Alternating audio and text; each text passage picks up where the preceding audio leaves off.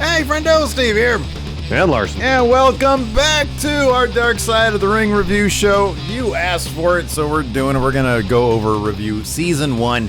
You can check out Season 1. It's available. I do it the legitimate way, man. I go on there on the YouTube channel, on the YouTube series playlist. It's all for purchase, like HD at $3 and SD for like, I don't know, $2 or whatever. So it's all on demand on Xfinity if you have Viceland, whatever station it's on. Oh, okay, cool, right on. So part of your package. Yeah, you can get it there too. Yeah, I mean, I'm sure there's probably a bunch of like YouTube links that you can get. You just watch it for free. But you know, I want to support, man, and doing it your way, doing it my way. It's a support. So anyway, it's a great show. We should support it. Yeah, not only in terms of our viewership, but support it so they make some money off it. Yeah, so for they sure. can keep doing it. Yeah.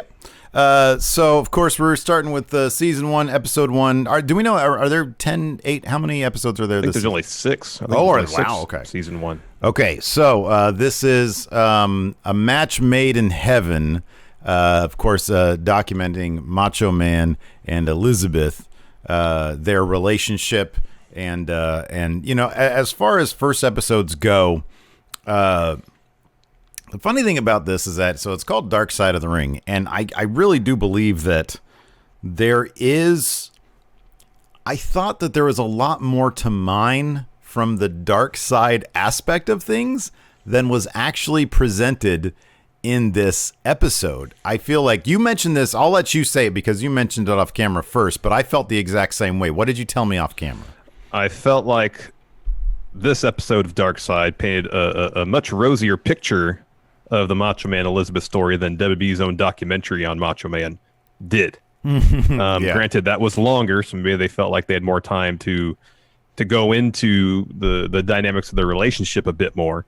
But there's things I felt like they were just briefly touched upon in Dark Side that went to far more detail in the WWE documentary. And I don't know, it felt like in terms of his obsessive nature, his paranoia, it kind of just went over. I mean, apart from the stuff with Linda McMahon, Hogan's former wife, Linda. Yeah. Like she told the story of Elizabeth coming down to Miami, stay with them for a while. And while she was there in Miami, she apparently, just kind of. My understanding was that she was coming down to stay with them, right? Yeah. Yeah. And then she ended up not doing that. She ran into some guy who had an extra room, evidently, and then she stayed there instead. Yeah. Yeah. So my take on it is similar to yours. I don't remember much of but I remember the general idea of that Macho Man doc that you're talking about. My thing about this is probably just from having seen that and just Macho Man's behavior as it pertains to Elizabeth was abusive. It wasn't. Now, it might not have been, hey, she's got bruises on her eyes abusive, like they claim it was later on with Lex Luger. But that level of possessiveness and, coming down to Miami and acting, like that kind of stuff was to a degree acceptable back in the 80s, where it's not like these days. That is not, it's been revealed. It's been accepted now that that's not acceptable behavior. This is like that level of possessiveness is basically like you can consider it illegal because like you can get restraining orders for that kind of behavior. I feel like they went too much in depth with the actual stories that were being told in the ring, as opposed to, they really could have shortened the amount of time they spent talking about the actual angles that were involved. You can talk about how they relate to what was going on in real life while minimizing what was actually happening. Like, Bruce Pritchard was there for so much of this, but I don't really know how much he was necessary because he was really just talking about like the stories that were playing out. Mm-hmm. And so I thought that they really sort of painted, as you say, a rosier picture than it was with Macho Man and Elizabeth. And that's why I was actually kind of surprised watching this, that, I was like, because especially this season of Dark, the season 2 was really they didn't pull a lot of punches. Like they really went for, telling it, trying. It felt like every documentary has a narrative. It has an approach. Totally. But they really did try to hit at the human emotion behind the darker aspect of these things. Like on the Dino Bravo episode, they went heavy on his daughter and his ex and his widow, and that was really powerful stuff. And you see how these people are affected by these events. Now, in this case, Macho Man's no longer with us. Elizabeth is no longer with us. They didn't interview any of her family, which I don't know if they were really contacted. The only member you could say of the inner circle, as it pertains especially to Macho Man in the 80s, was Hogan's ex-wife Linda. And I thought she was really good. I thought that she painted as bleak a picture as it was. Yeah. She's actually very She actually comes off as a very charming person. I didn't watch any of was she on the Hogan reality show back in the day? I think she was. Yeah. Okay. Yeah, I didn't watch much of that. But yeah, I was actually kind of disappointed that they to put it into context, the number of times I heard the phrase, "He just really loved her." No, he wanted to own her. That's a different thing. Like, I know it is a complex thing and there's all sorts of shades of gray, and I'm sure he did love her. But, that kind of behavior is somebody trying to take ownership of another person. So that was a bit, I was like, oh man, really? They're going to go this route with it, because they sort of went there kind of early on. And so, yeah, I thought that was, it was what it was. That was like my biggest takeaway from it, to be honest with you. Yeah, I mean, there's that. As you mentioned, season 2, they really try to go to the heart, the emotional core of each story, and maybe they really couldn't do that with this because so many of the players who's left, aren't with us. Yeah, or it seemed like Macho Man kept a very tight circle. Yeah, right. Yeah, it seemingly until his falling out with Hogan. It was himself, it was Elizabeth, it was Hogan, it was his wife, it was his brother. Mm-hmm. Yeah. And apart from that, we don't really get much else. Yeah. Even Lanny Poffo, like he, that's his brother. I didn't feel like there was a whole lot of, granted, I think, if I remember correctly, he was interviewed for the WWE Macho Man doc as well. I just don't remember him. Like in this, I don't feel like there's any more details regarding Macho Man's life. The story that they're focusing on that wasn't already provided in the WWE one. Yeah. Which we're so used to WWE. That was a pretty extensive. They went over his early baseball stuff and everything. Yeah. I mean, we're so used, I think, to WWE doing more or less puff pieces. Just kind of broad generalizations of people's careers. And their documentaries, they can still be incredibly well done and effective. Yeah. But Macho Man is one of the first ones, I remember correctly, that really went into more, shall we say, complex aspects of his persona, not just in the ring, but out of the ring. Yeah. I don't know if they pulled punches on that, but it didn't feel like they pulled many. Yeah, no, it doesn't. And in fact, I recall that documentary being a much harsher indictment on Macho Man behind the scenes. I mean, look, a lot of people by a lot of different accounts, the boys all really loved Macho Man. Like Diamond Dallas Page has spoken very highly of him. A lot of people. What's the last thing Bruce Pritchard said in the Dark Side episode? I think he said, I'll paraphrase, Macho Man was a really good guy. Yeah. I have no doubt that's the case. It's just his relationship with Elizabeth, which is a bit more. Is a bit more ripe for, for investigation, I guess. Yeah. I mean, if the theme of the episode, if the theme of the series is Dark Side of the Ring, then I want to look at how these lives are affected within the context of professional wrestling. What are their lives out? We're presented in front of the camera with a story, with a narrative, sometimes like a fairy tale-esque story, as in the case of Macho Man and Elizabeth. Yeah. And, I want to know what the juxtaposition is behind the scenes, and I feel like they glossed over that a little bit. There are a couple of things that struck me as interesting in terms of the details.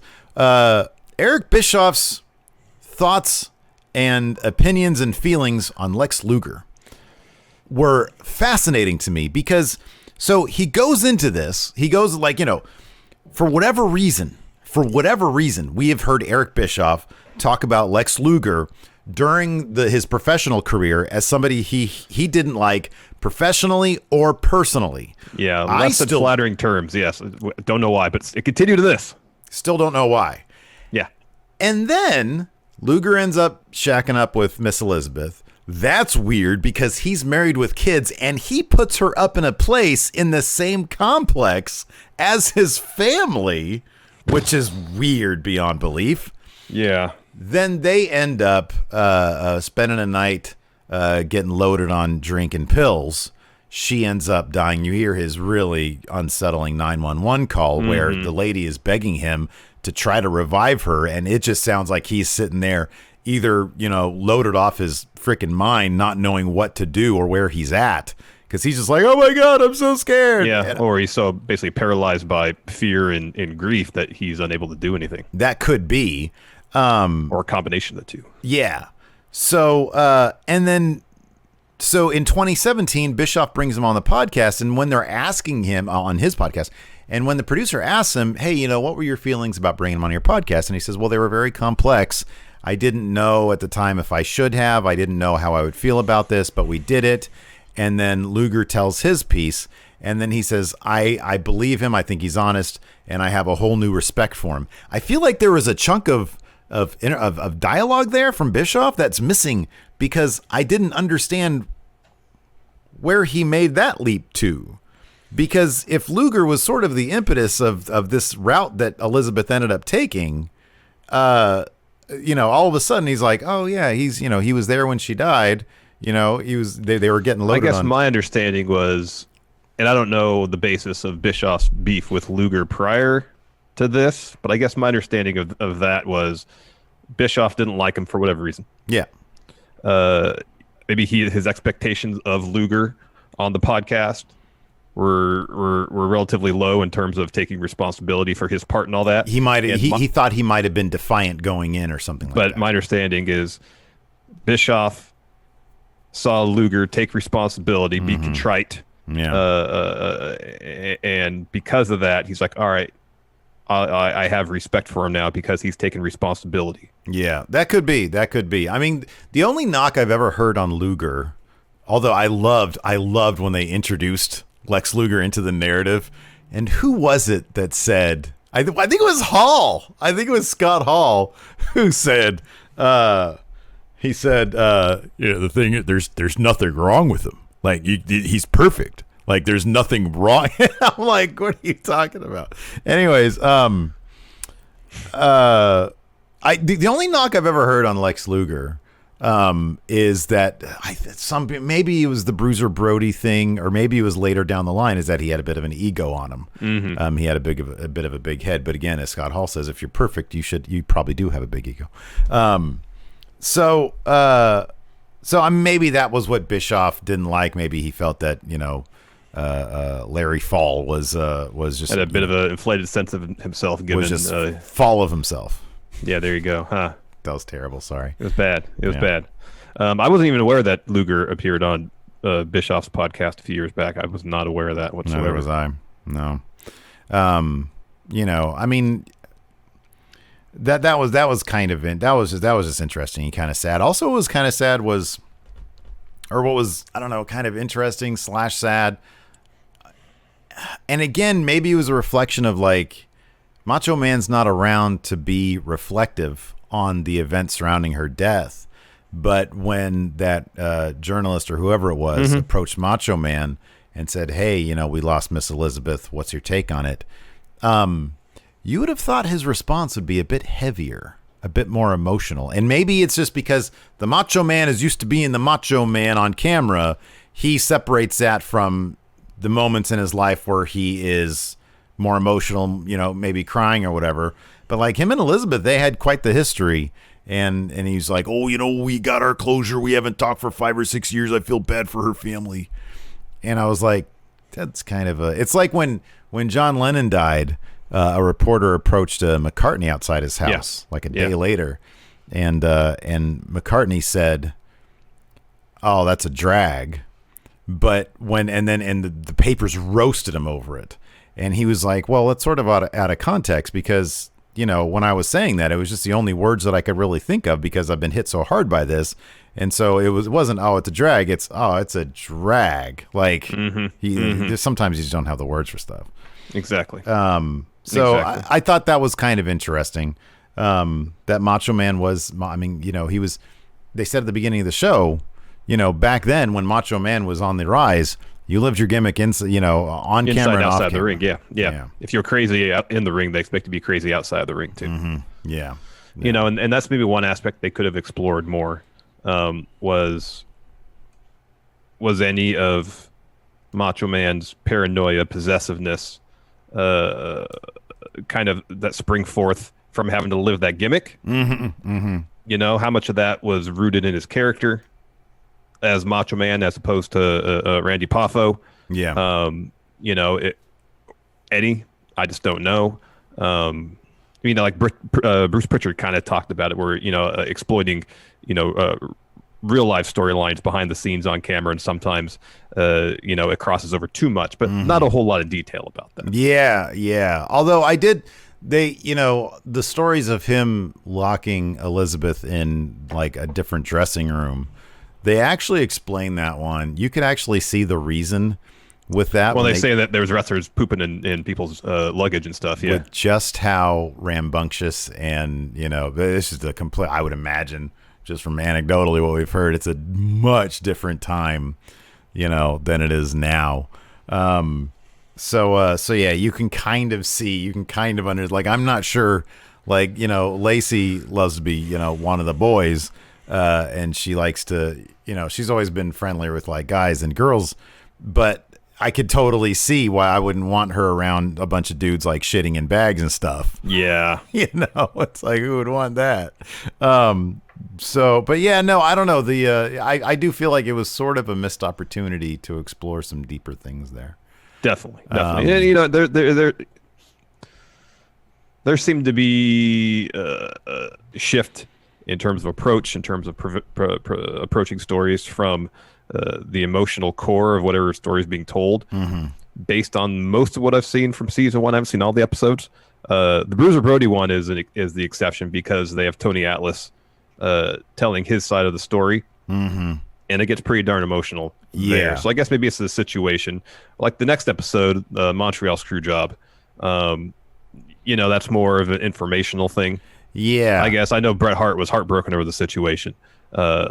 Nonetheless, it's more like, hey, this is more the backstory of how that came to be. The Bruiser Brody one gets really to the emotional core of that story. Right. I can't remember that. I watched the Von Erichs one, but I'm still familiar with that material, having watched the WCCW documentary. I don't recall if there's really anything new in that one.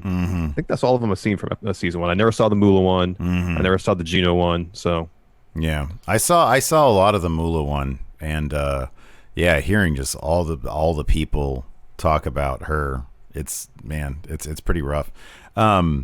But yeah, no, I mean, look, this is like the very first episode they did, so you can't expect them to be firing on all cylinders. But the format is there, and I think it was Dutch Mantell doing the narration. Yep. Okay. I think he does the narration for most episode one. Yeah. Okay. Or season one. Sorry, season one. Right.